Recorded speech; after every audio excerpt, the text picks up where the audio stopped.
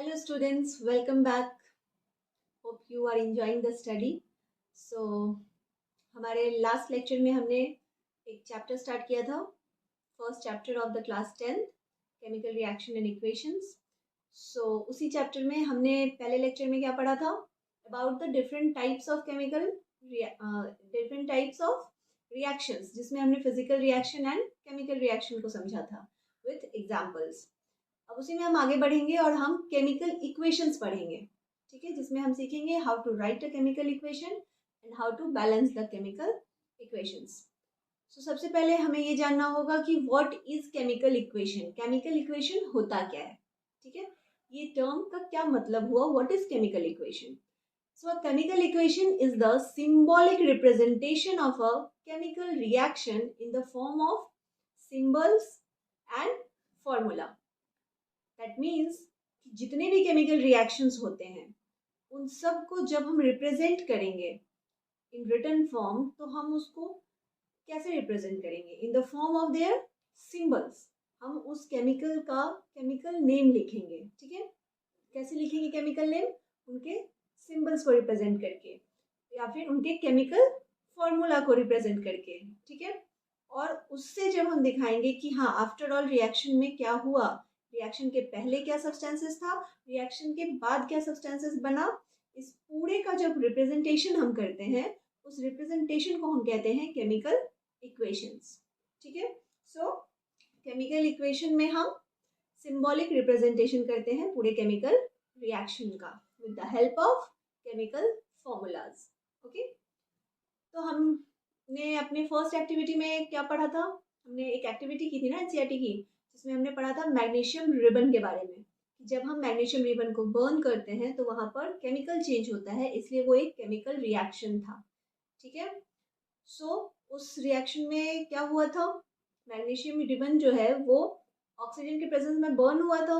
Burning that means reaction with oxygen. Burning का मतलब है कि कोई भी सब्सटेंस ऑक्सीजन के साथ रिएक्ट कर रहा है, और मैग्नीशियम ऑक्सीजन के साथ रिएक्ट करके यानी बर्न करके क्या बनाया था, मैग्नीशियम ऑक्साइड कन्वर्ट हो गया था, ठीक है. तो उस इक्वेशन को, उस रिएक्शन को हम इस इक्वेशन में लिख सकते हैं, लाइक मैग्नीशियम प्लस ऑक्सीजन. क्या था, मैग्नीशियम था, उसको हमने बर्न किया यानी हमने ऑक्सीजन के साथ रिएक्शन कराया. सो मैग्नीशियम का जब ऑक्सीजन के साथ रिएक्शन होता है तो क्या बनता है, मैग्नीशियम ऑक्साइड का फॉर्मेशन होता है, ठीक है. तो अब इसको हमने यहाँ रिप्रेजेंट कर दिया, तो ये क्या हो गया, केमिकल इक्वेशन हो गया, but it is in the form of word, ठीक है. इसका हमें सिंबॉलिक रिप्रेजेंटेशन करना होगा, वो हम आगे देखेंगे. बट सिंपल सा क्या है, एक छोटा सा स्ट्रक्चर है आपके पास, एक ढांचा आपको दिख रहा है कि केमिकल इक्वेशन आफ्टर ऑल बनता कैसे है.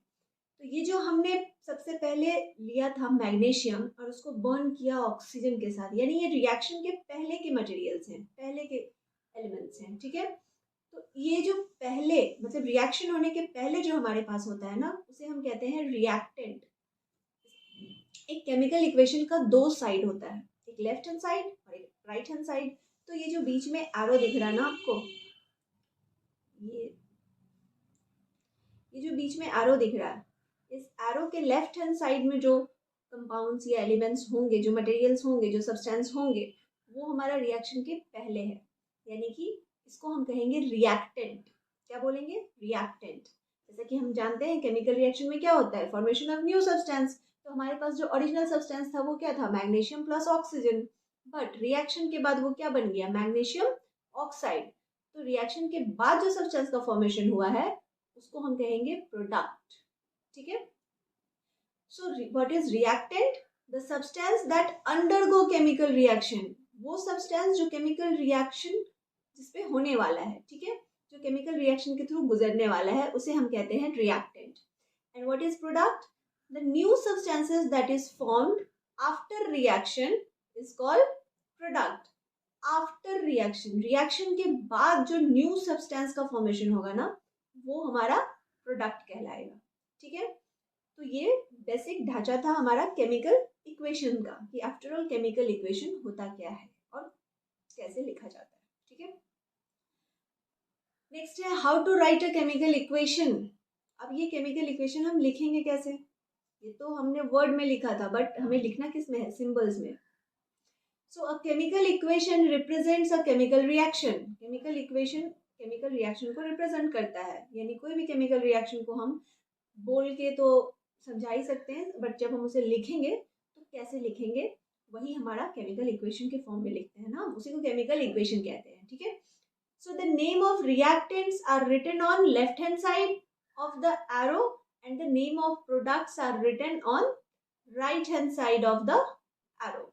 ये जो एरो होता है ना, ये दर्शाता है कि ये चेंज हुआ है. दैट मीन्स चेंज के पहले ये था और चेंज के बाद ये प्रोडक्ट, ये कंपाउंड फॉर्म हुआ है. ठीक है. So the above equation can be written by using the chemical formula of substances instead of words. जो हमने इधर पीछे के एक्टिविटी में देखा था कि मैग्नीशियम प्लस ऑक्सीजन मिलके बनाया था मैग्नीशियम ऑक्साइड, तो ये हमने वर्ड्स में लिखा था. लेकिन इसको हम जब सिंबल्स में लिखेंगे, यानी कि जब हम इस एलिमेंट्स का फॉर्मूला लिखेंगे, तो वो क्या हो जाएगा, मैग्नीशियम का फॉर्मूला क्या होता है, Mg, और ऑक्सीजन का O2, और ये दोनों मिलके क्या बन गया, मैग्नीशियम ऑक्साइड. इस कंपाउंड का फॉर्मूला क्या है, MgO. ठीक है. इसी तरह से जो आपका एक फोटोसिंथेसिस होता है, उसमें जो रिएक्शन इन्वॉल्व होता है वो क्या होता है, फोटोसिंथेसिस में water plus carbon dioxide mix होकर के रिएक्ट करके in the presence of chlorophyll and sunlight. But हम यहाँ रिएक्शन कर रहे हैं, तो उस रिएक्शन किसका हो रहा है, वाटर प्लस कार्बन डाइऑक्साइड का, जो कि क्या बना रहा है, स्टार्च एंड ऑक्सीजन. और इसका जब हम फॉर्मूला लिख देंगे, यानी वाटर का फॉर्मूला H2O, सॉरी यहाँ ये उल्टा हो गया है, बट दैट डजंट मैटर. अगर हम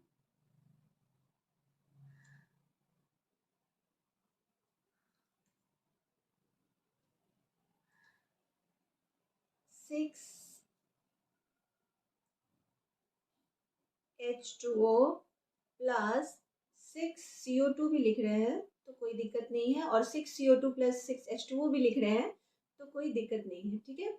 सो वाटर का फॉर्मूला क्या हो गया, 6H2O. वाटर का फॉर्मूला क्या हो गया, H2O, एंड कार्बन डाइऑक्साइड का फॉर्मूला क्या हो गया, CO2. और ये दोनों रिएक्ट करके क्या बनाते हैं, स्टार्च बनाते हैं, यानी C6H12O6, और साथ ही साथ ऑक्सीजन यानी कि O2. ठीक है. तो ये हम केमिकल इक्वेशन किसका लिखे हैं, फोटोसिंथेसिस में जो प्रोसेस इन्वॉल्व होता है, जो केमिकल रिएक्शन होता है, ये उसका केमिकल इक्वेशन है. ठीक है. अब ये जो 6 मैंने लिखा है CO2 के पहले, H2O के पहले, वो क्यों लिखा है, कैसे लिखा है, वो हम आगे देखेंगे. ठीक. उसी तरह अगर हम जिंक प्लस सल्फ्यूरिक एसिड का रिएक्शन देखें, तो जिंक और सल्फ्यूरिक एसिड हमारा क्या हो गया, ये हमारा रिएक्टेंट हो गया. ये जो दो एलिमेंट्स है हमारे पास, ये हमारा रिएक्टेंट हो गया, यानी ये एरो के लेफ्ट हैंड साइड में है, तो ये हमारा रिएक्टेंट हो गया. अब रिएक्ट करने के बाद, यानी केमिकल रिएक्शन होने के बाद, ये क्या फॉर्म कर रहा है, जिंक सल्फेट प्लस हाइड्रोजन. तो ये जिंक सल्फेट प्लस हाइड्रोजन जो है, ये हमारा क्या है, ये हमारा प्रोडक्ट है. ओके. इसको हम जब सिंबल्स में रिप्रेजेंट करेंगे तो हम क्या लिखेंगे, Zn plus H2SO4, sulphuric acid का फॉर्मूला, और ये बन क्या रहा है, जिंक सल्फेट यानी ZnSO4 प्लस H2 यानी कि हाइड्रोजन. तो ये जो पूरा इक्वेशन है, यही हमारा केमिकल इक्वेशन हो गया जिंक प्लस सल्फ्यूरिक एसिड के केमिकल रिएक्शन का. ठीक है. Next is the formation of water. जब वाटर का फॉर्मेशन होता है, वहां भी केमिकल रिएक्शन होता है. तो वाटर का फॉर्मेशन कैसे होता है, हम सब जानते हैं, हाइड्रोजन प्लस ऑक्सीजन कंबाइन करके वाटर बनाता है. So hydrogen plus oxygen gives water. इसका केमिकल रिप्रेजेंटेशन क्या हो गया, हाइड्रोजन का फॉर्मूला क्या है, H2, ऑक्सीजन का फॉर्मूला O2, और वाटर का फॉर्मूला H2O. यहाँ पर H2 एंड O2 हमारा रिएक्टेंट हो गया और H2O हमारा प्रोडक्ट हो गया. ठीक है. समझ में आ रही है ना बातें. अब देखिए, if the number of atoms of each element are same on both the sides of arrow, then the equation is balanced. अब क्या है ना, जैसे कि मैंने H2 plus O2 plus H2O लिखा, तो ये तो बेसिक मैंने क्या किया, उसको रिप्रेजेंट कर दिया सिंबल्स में. लेकिन क्या यहाँ पर एक और चीज है कि जो हम कंजर्वेशन ऑफ मास, आपने पढ़ा होगा कि atoms can neither be created nor be destroyed, law of conservation. Law of conservation जो है वो फुलफिल होना चाहिए एक केमिकल इक्वेशन में। ये बात बहुत जरूरी है जब आप एक केमिकल इक्वेशन लिखते हैं। तो हालांकि हमने केमिकल इक्वेशन लिख दिया है, लेकिन ये अभी बैलेंस्ड नहीं है। क्यों? क्योंकि यहाँ पर नंबर ऑफ एटम्स इक्वल नहीं है। देखिए इधर H2 में हाइड्रोजन कितना है? 2 हाइड्रोजन है, 2 एटम्स ऑफ हाइड्रोजन। ऑक्सीजन का 2 एटम है, लेकिन प्रोडक्ट साइड में क्या है? हाइड्रोजन का 2 एटम तो है, बट ऑक्सीजन का एक ही एटम है। तो एक ऑक्सीजन कहाँ गया?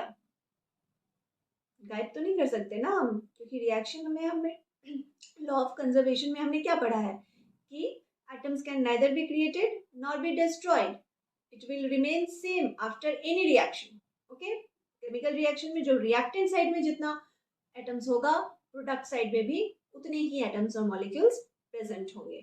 तो जब हमारा ये नंबर ऑफ एटम्स सेम नहीं होता दोनों साइड LHS एंड RHS में, तो फिर हम वैसे केमिकल इक्वेशंस को क्या बोलेंगे कि the chemical equation is unbalanced, chemical equation balanced नहीं है। बट अगर सेम हो, if the number of atoms of each element are same on both the sides of the arrow, then the equation is balanced. For example यहाँ ये zinc वाला जो आपने देखा, इसमें क्या है कि दोनों ही साइड में सेम है। इधर भी जिंक 1, राइट साइड में भी जिंक का एक ही एटम है। लेफ्ट साइड यानी रिएक्टेंट साइड में हाइड्रोजन का 2 एटम है, और राइट हैंड साइड में यानी कि प्रोडक्ट साइड में भी हाइड्रोजन का 2 ही एटम है, H2। रिएक्टेंट साइड में सल्फर 1 है और प्रोडक्ट में भी 1 ही है। रिएक्टेंट साइड में ऑक्सीजन का एटम्स 4 है और प्रोडक्ट में भी 4 है। यानी यहाँ पर हर एक element left hand side and right hand side दोनों ही साइड में इक्वल है। सो ये एक बैलेंस्ड केमिकल इक्वेशन है। बट ये वाटर के फॉर्मेशन में जो हमने लिखा है वो बैलेंस्ड नहीं है। इनफैक्ट जो हमने मैग्नीशियम रिबन वाला फॉर्मूला लिखा था वो भी बैलेंस्ड नहीं है। अगर आप देखें तो यहाँ पे भी मैग्नीशियम जो है 1 है, लेकिन सॉरी मैग्नीशियम भी रिएक्टेंट साइड में 1 है और प्रोडक्ट साइड में भी 1 है, लेकिन ऑक्सीजन रिएक्टेंट साइड में 2 है और प्रोडक्ट साइड में 1 ही है। यहाँ पे भी हमारा एक ऑक्सीजन लैक हो रहा है। सो ये भी बैलेंस्ड नहीं है, ये केमिकल इक्वेशन भी क्या है? अनबैलेंस्ड है। अब यहाँ पर जैसे कि मैंने तभी बताया था, ये जो हमने 6 और इधर 6 लिखा है, ये हमने लिखा था इस इक्वेशन को बैलेंस करने के लिए।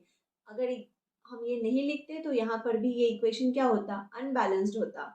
ठीक है, अब इसको देखेंगे हम कि अगर ये बैलेंस नहीं होगा, if not then the equation is unbalanced because the mass is not the same on both sides of equation. और law of conservation of mass क्या कहता है कि मास इज सेम होने चाहिए, रिएक्शन के पहले भी रिएक्शन के बाद भी एटम्स का नंबर मतलब घट या बढ़ नहीं सकता है। ठीक है, so such a chemical equation is called skeletal chemical equation। ऐसा chemical equation जो unbalanced है, तो उस रिएक्शन के उस केमिकल इक्वेशन को हम क्या कहेंगे?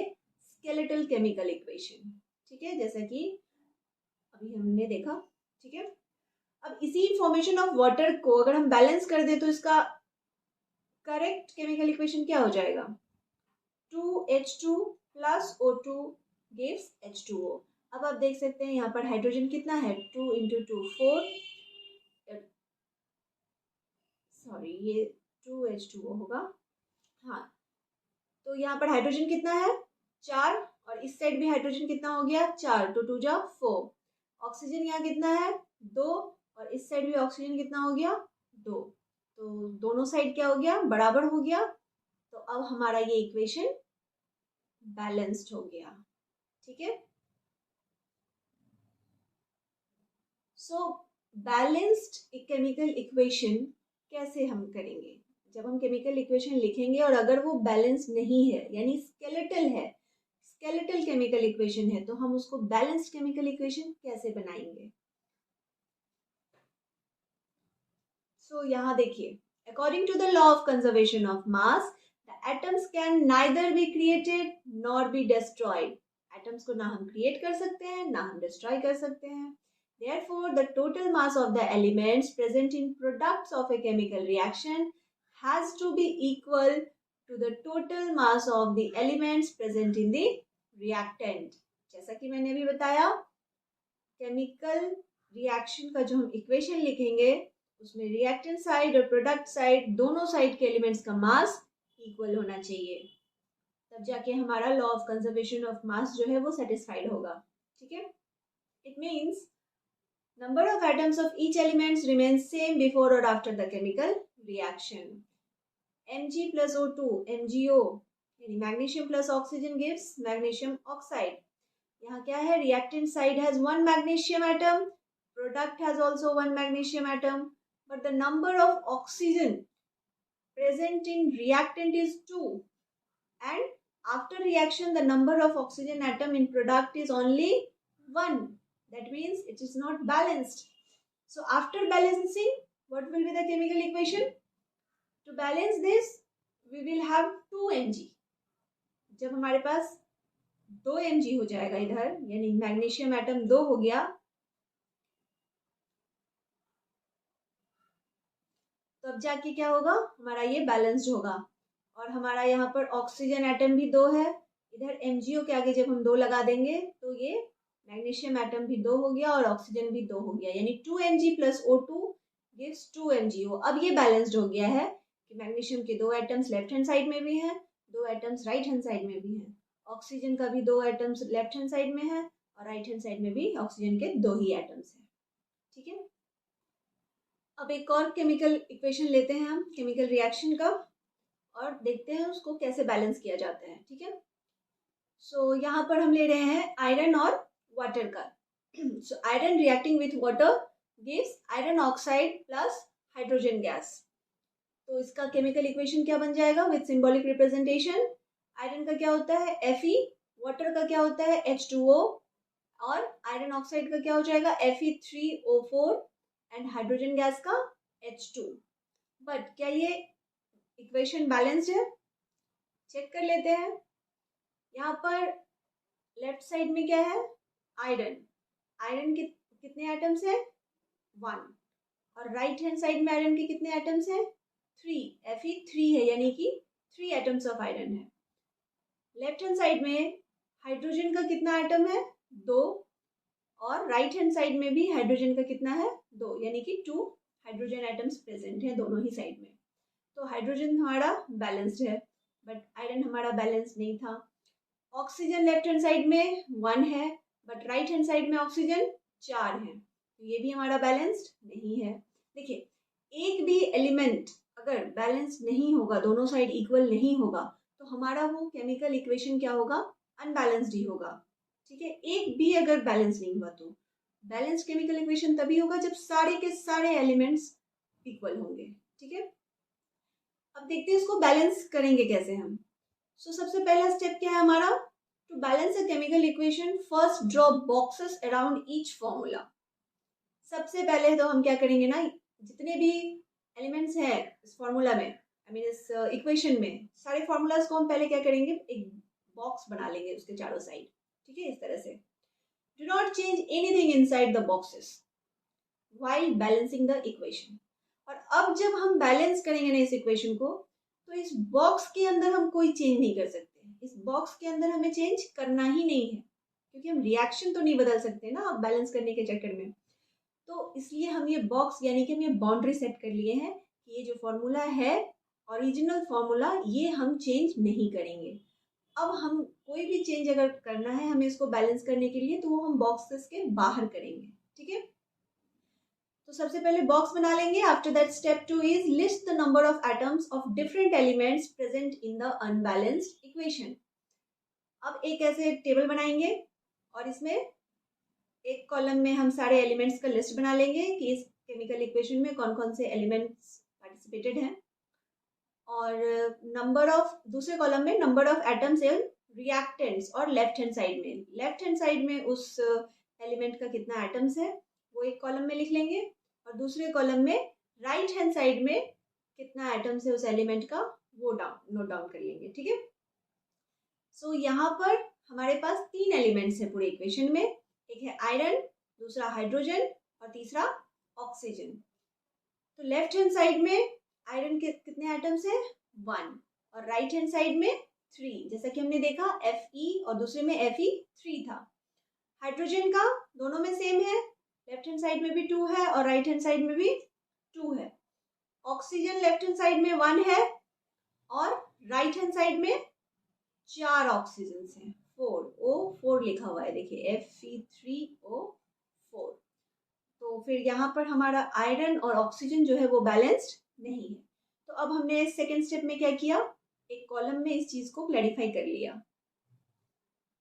नेक्स्ट हमारा थर्ड स्टेप क्या है, बैलेंस करना। अब हमने देख लिया कि हमारा आयरन और ऑक्सीजन बैलेंस नहीं है, तो हम उसको बैलेंस करेंगे। So start balancing with the compound that contains the maximum number of atoms. ज्यादातर समय हम शुरुआत कहाँ से करेंगे, उस एटम्स को, उस कंपाउंड को बैलेंस करने की कोशिश करेंगे जिसमें सबसे ज्यादा एटम्स हैं। ठीक है, वैसे हम कहीं से भी स्टार्ट कर सकते हैं, बट इजी बनाने के लिए हम वहीं से स्टार्ट करेंगे जिसमें ज्यादा नंबर ऑफ एटम्स होगा। तो यहाँ पर सबसे ज्यादा किसमें था, हमने देखा ना अभी, सबसे ज्यादा ऑक्सीजन में था। देखिए ऑक्सीजन यहाँ पर क्या है, एक लेफ्ट हैंड साइड में 1 है और राइट हैंड साइड में 4 हो जा रहा है। तो 4 क्या है, सबसे ज्यादा है। यहाँ पे 1 2 3 4 में सबसे ज्यादा क्या है, 4 है। सो हम स्टार्ट करेंगे ऑक्सीजन से, ऑक्सीजन को बैलेंस करने की कोशिश करेंगे पहले। So to balance the oxygen atoms हम क्या करेंगे, देखिए equalize the number of atoms by multiplying but without altering the chemical formula of the compound और एलिमेंट्स। अब हम इक्वलाइज करेंगे मल्टीप्लाई करके, एटम्स के नंबर्स को हम मल्टीप्लाई कर करके बैलेंस करने की कोशिश करेंगे, लेकिन बिना उसके केमिकल फॉर्मूला को अल्टर किए हुए। इसलिए हमने क्या किया था, बॉक्स बना लिया था ना ओरिजिनल फॉर्मूला के चारों तरफ फर्स्ट स्टेप में, ताकि उसका ओरिजिनल फॉर्मूला डिस्टर्ब ना हो। So atoms of oxygen in initial यानी कि पहले, बैलेंस करने के पहले इनिशियल स्टेज में रिएक्टेंट साइड में कितना था, 1, कहाँ पे, H2O में, और प्रोडक्ट साइड में कितना था, 4, कहाँ पे, तो Fe3O4 कंपाउंड में। इधर कितना था ऑक्सीजन, 4, और इधर ऑक्सीजन 1 था। सो टू बैलेंस हम क्या करेंगे, यहाँ पे जो ऑक्सीजन है, अभी 4 से हम 1 तो नहीं कर पाएंगे ना, क्यों नहीं कर सकते, क्योंकि यहाँ पे ओरिजिनल फॉर्मूला डिस्टर्ब हो जाएगा। फिर ओरिजिनल फॉर्मूला ही हमारा क्या है, Fe3O4। अब हम इस O4 को O1 कर देंगे तो ये Fe3O हो जाएगा, तो उससे तो हमारा केमिकल रिएक्शन ही गलत हो जाएगा, ओरिजिनल फॉर्मूला में ही चेंज हो जाएगा, और हम वो कर नहीं सकते। हम क्या कर सकते हैं, इस H2O के O को हम बढ़ा सकते हैं। ठीक है, अब इसको बढ़ाने के लिए हम क्या करेंगे, 1 को 4 से मल्टीप्लाई कर देंगे, तो हमारा क्या हो जाएगा, प्रोडक्ट 4 हो जाएगा, प्रोडक्ट भी 4 है और रिएक्टेंट भी हमारा 4 हो जाएगा, 4 एटम्स ऑफ ऑक्सीजन।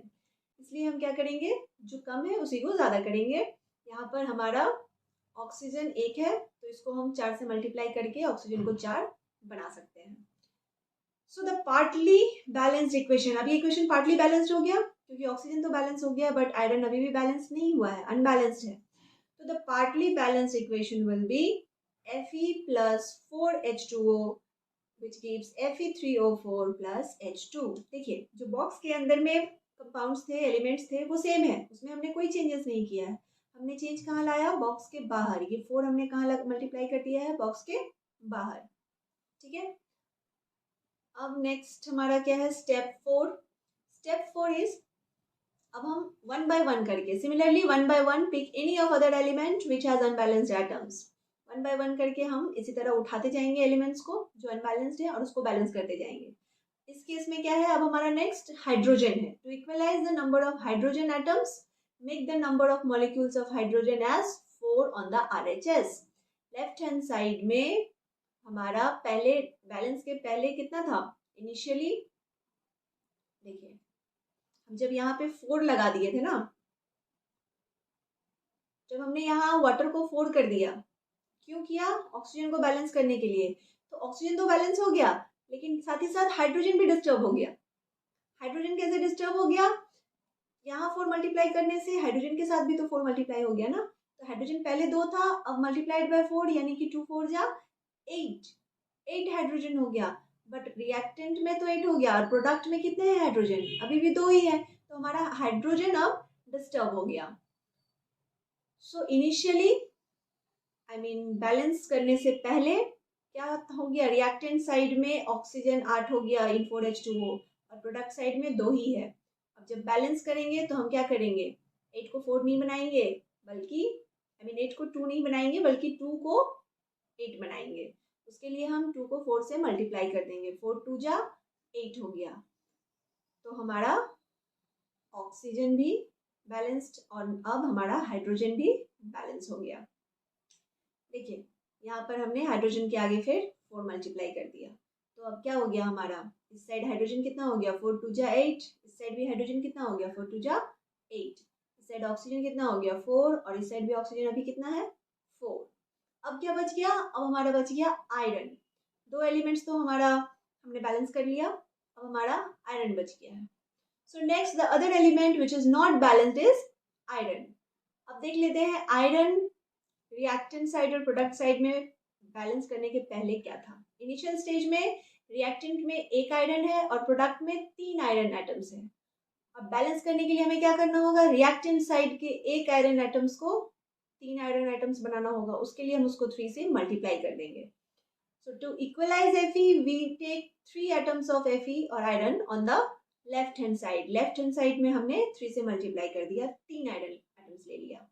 तो फाइनली हमारा इक्वेशन क्या हो गया, 3Fe plus 4H2O gives Fe3O4 plus 4H2. So to check the correctness of the balanced equation, we count atoms of each element on both sides of the equation. अब correctness check करने के लिए हम फिर से वही प्रोसेस करेंगे जो हम ये चेक करने के लिए किए थे कि बैलेंस्ड है कि नहीं। तो चेक कर लेते हैं, आयरन के 3 एटम्स, राइट हैंड साइड में आयरन के 3 एटम्स, तो iron is done, iron balanced है। Next hydrogen, hydrogen left hand side में 8 है, 4 2 जा 8 और प्रोडक्ट साइड में भी 8 हो गया, 4 2 जा 8, तो हाइड्रोजन सेम है, चेक। ऑक्सीजन कितना हो गया 4O, 4 एटम्स के ऑक्सीजन के हो गए और प्रोडक्ट साइड में भी 4O4 है, यानी कि 4 एटम्स हो गए ऑक्सीजन के। दैट मीन्स ऑक्सीजन भी चेक, तीनों के तीनों एलिमेंट्स जो है वो इक्वल हो गए एरो के दोनों साइड, लेफ्ट हैंड साइड भी और राइट हैंड साइड भी, यानी कि रिएक्टेंट साइड भी और प्रोडक्ट साइड भी। सो फाइनली हमारा इक्वेशन जो है वो बैलेंस्ड हो गया। Now step 6 is writing the symbols of physical states. अब जब हमारा केमिकल इक्वेशन हमने एक केमिकल रिएक्शन का लिख लिया, उसको बैलेंस भी कर लिया, तो लास्ट स्टेप हमारा क्या आ गया, उसके स्टेट को मेंशन करने का, सिंबलाइज करने का कि वो एलिमेंट किस स्टेट में है। ठीक है, सिर्फ फॉर्मूला देख के हम उसका स्टेट तो नहीं बता सकते ना कि वो सॉलिड है, लिक्विड है कि गैस है, तो उसके लिए हम स्टेट को भी रिप्रेजेंट करते हैं विद सिंबल्स। ठीक है, तो आयरन हमारा यहाँ पर कौन से स्टेट में है, सॉलिड स्टेट में है, तो इसलिए हमने यहाँ पर S लिख दिया, S फॉर सॉलिड स्टेट। और ये जो H2O है, यहाँ पर क्या है ना, ये H2O वाटर वेपर के फॉर्म में है। ठीक है तो फॉर्मूला सेम ही वाटर का H2O, तो इसलिए हम H2O लिख रहे थे, बट ये वाटर वेपर के फॉर्म में यानी गैसियस स्टेट में है, इसलिए यहाँ पर हमने G लिख दिया। Fe3O4 जो है हमारा वो सॉलिड स्टेट में है, इसलिए हमने यहाँ पर S लिख दिया। और जो हाइड्रोजन गैस लिबरेट हुआ वो गैसियस स्टेट में है, तो G फॉर गैसियस स्टेट। ठीक है, तो नाउ फाइनली हमारा ये वाला इक्वेशन जो है वो बैलेंस्ड हो गया और करेक्ट हो गया। आई होप कि आपको समझ में आ गया होगा कि केमिकल इक्वेशन को कैसे बैलेंस्ड किया जाता है। और यहाँ पर कुछ क्वेश्चंस हैं आपको करने के लिए, आप एक बार ट्राई करके देखिए। So write the chemical equations for given chemical reactions. पहला है zinc plus dilute hydrochloric acid which gives zinc chloride plus hydrogen. दूसरा क्वेश्चन है copper oxide reacts with sulphuric acid to give copper sulphate plus water. Third reaction है sulphur dioxide reacts with oxygen to give sulphur trioxide. ये 3 chemical reactions आपके homework में आप या फिर ऐसा कर लीजिए आपके प्रैक्टिस के लिए है, आप इसको ट्राई करके देखिए। इसका आंसर आपको हमारे नेक्स्ट लेक्चर में मिल जाएगा, तो आप चेक कर लीजिएगा। ठीक है, नेक्स्ट वीडियो में इसके आंसर्स प्रोवाइड कर दिए जाएंगे। सो इसके बाद टाइप्स ऑफ केमिकल रिएक्शन हम अगले वीडियो में पढ़ेंगे. Till then, thank you and take care.